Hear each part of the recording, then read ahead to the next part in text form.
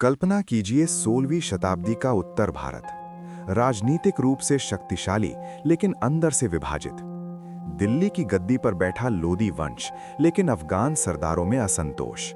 राजस्थान में राजपूत शक्ति अपने चरम पर, मालवा, गुजरात, मेवाड़, मारवाड़, हर क्षेत्र में वीरता लेकिन एकता का अभाव। उधर मध्य एशिया में एक युवक अपनी किस्मत से जूझ रहा था। उसका नाम था ज़हीरुद्दीन मोहम्मद बाबर। तैमूर और चंगेज खान की वंश परंपरा से जुड़ा ये शासक महत्वाकांक्षी था, लेकिन भाग्य ने उसे स्थिर साम्राज्य नहीं दिया। फरगाना की गद्दी हाथ से निकल गई। समरकंद बार बार जीता और खोया। हर हार के बाद एक नई कोशिश। आखिरकार उसने काबुल को अपना आधार बनाया, लेकिन बाबर केवल एक सीमित पहाड़ी शासक बनकर नहीं रहना चाहता था। उसकी नजरें भारत पर थीं, एक समृद्ध, उपजाऊ और राजनीतिक रूप से बिखरा हुआ भूभाग। भारत उसके लिए केवल विजय का क्षेत्र नहीं था, बल्कि स्थायी साम्राज्य का अवसर था। दिल्ली पर उस समय इब्राहिम लोदी का शासन था। वो बहादुर था लेकिन कठोर भी। अफगान सरदार उससे असंतुष्ट थे। कई ने बाबर को निमंत्रण दिया, आइए हमें इब्राहिम से मुक्ति दिलाइए। ये निमंत्रण केवल राजनीतिक चाल नहीं था, बल्कि भारत के इतिहास की दिशा बदलने वाला कदम था। 1526 पानीपत का मैदान। इब्राहिम लोदी की विशाल सेना, हाथी, घुड़सवार, हजारों सैनिक। दूसरी ओर बाबर की सेना, संख्या में कम लेकिन अनुशासित। सबसे बड़ा अंतर था तोपखाना। भारत में युद्ध हाथियों और तलवारों से लड़े जाते थे। बाबर मध्य एशिया की नई युद्धक तकनीक लेकर आया था, तोपें और संगठित घुड़सवार रणनीति।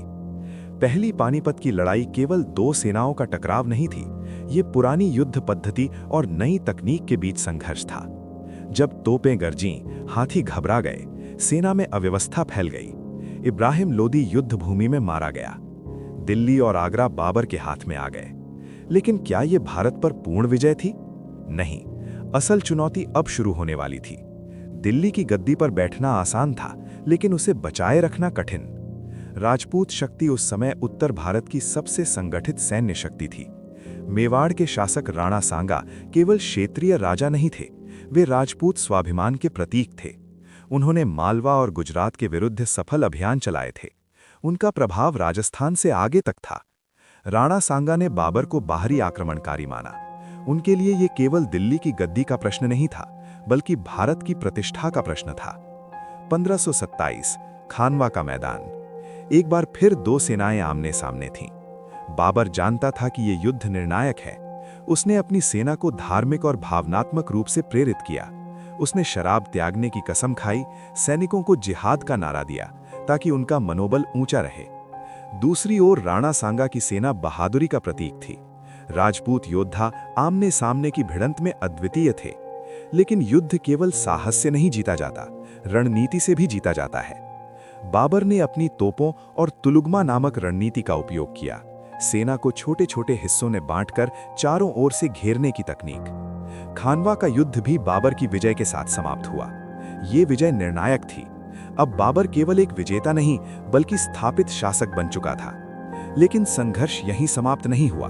चंदेरी में मेदिनी राय के साथ युद्ध हुआ। कई स्थानीय शासकों ने प्रतिरोध किया। बाबर को हर क्षेत्र में अपनी सत्ता मजबूत करनी पड़ी।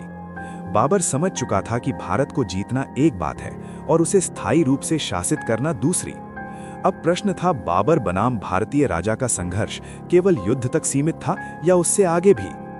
बाबर ने अपने संस्मरण तुजुके बाबरी में भारत के बारे में विस्तार से लिखा। उसने यहाँ की गर्मी, यहाँ के फल, यहाँ की संस्कृति का उल्लेख किया। वो मध्य एशिया की बाघ संस्कृति को भारत में लाया। उसने 4 बाघ शैली के उद्यान बनवाए। लेकिन क्या भारतीय राजाओं ने पूरी तरह समर्पण कर दिया? नहीं, राजपूत शक्ति पूरी तरह समाप्त नहीं हुई। मेवाड़ की परंपरा जीवित रही। आगे चलकर महाराणा प्रताप जैसे शासक उसी परंपरा का प्रतीक बने। अफगान सरदार भी पूरी तरह शांत नहीं हुए। शेर शाह सूरी जैसे व्यक्तित्व ने बाद में मुगल सत्ता को चुनौती दी। ये स्पष्ट था कि बाबर की विजय स्थायी शांति नहीं थी, यह सत्ता संतुलन का नया अध्याय था। बाबर की सबसे बड़ी उपलब्धि केवल युद्ध जीतना नहीं थी, उसने एक ऐसी सैन्य और प्रशासनिक नींव रखी जिस पर आगे चलकर हुमायूं और अकबर ने विशाल साम्राज्य खड़ा किया। उसने दिखाया कि भारत में सत्ता प्राप्त करने के लिए केवल वीरता नहीं, बल्कि रणनीतिक दृष्टि, तकनीकी श्रेष्ठता और राजनीतिक समझ आवश्यक है। जब हम बाबर बनाम भारतीय राजा की कहानी को पीछे मुड़कर देखते हैं, तो ये केवल आक्रमण और प्रतिरोध की कहानी नहीं लगती, ये परिवर्तन की कहानी है। एक और परंपरागत भारतीय युद्ध पद्धति जिसमें वीरता और व्यक्तिगत साहस सर्वोपरि था। दूसरी ओर मध्य एशियाई रणनीति जिसमें अनुशासन, तोपखाना और सामूहिक संचालन था। ये संघर्ष तकनीक का भी था, राजनीतिक एकता का भी था। भारतीय राजाओं में वीरता की कमी नहीं थी। राणा सांगा, मेदिनी राय और अन्य शासकों ने अदम्य साहस दिखाया, लेकिन वे एकजुट नहीं थे। यदि उस समय एक व्यापक संघ बनता तो परिणाम भिन्न हो सकता था। बाबर ने इस विभाजन का लाभ उठाया, लेकिन इतिहास का न्याय केवल विजेता के पक्ष में नहीं होता। राजपूतों की वीरता आज भी स्मरण की जाती है। बाबर की रणनीति और साहस भी इतिहास में दर्ज है। ये कहानी हमें सिखाती है कि केवल संख्या या साहस पर्याप्त नहीं, एकता, तकनीक और रणनीति मिलकर इतिहास की दिशा तय करते हैं। बाबर और भारतीय राजाओं का संघर्ष भारत के मध्यकालीन इतिहास का निर्णायक अध्याय है। इसी से मुगल साम्राज्य की नींव पड़ी और इसी से आगे की सदियों का राजनीतिक परिदृश्य आकार लिया। इतिहास में कोई संघर्ष पूर्णतः एक तरफा नहीं होता।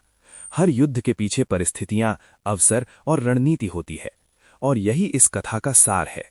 वीरता बनाम रणनीति, परंपरागत बनाम नई तकनीक, विभाजन बनाम संगठित नेतृत्व, यही था बाबर बनाम भारतीय राजा।